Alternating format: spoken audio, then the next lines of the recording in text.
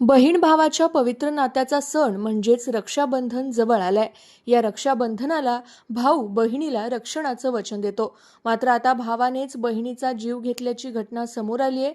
रक्षाबंधन उद्यावर असताना आता हरिद्वारमधील रुरकी येथे मंगळवारी रात्री एका भावाने अवघ्या 15 मिनिटांच्या अंतराने आपल्या 2 बहिणींची गोळ्या झाडून हत्या केली आहे. या घटनेत धाकट्या बहिणीच्या पतीलाही गोळी लागल्याची माहिती समोर आली आहे. गणेशपूर सेक्टर रोडवर पहिला हल्ला झाला. मोठी बहीण संगीता ई रिक्षाने घरी परत येत होती.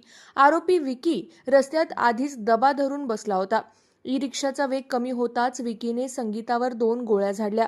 संगीताचा जागीच मृत्यू झाला. घटनेनंतर आरोपी पायी पळून गेला.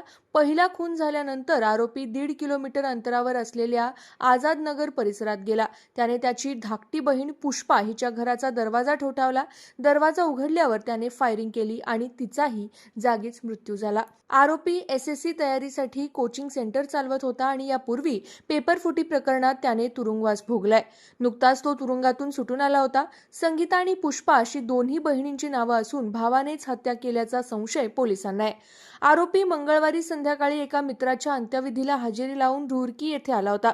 पोलिसांनी त्याला अटक केली. पोलिसांनी आरोपीचे वडील आणि इतर 2 नातेवाईकांना चौकशीसाठी ताब्यात घेतलंय.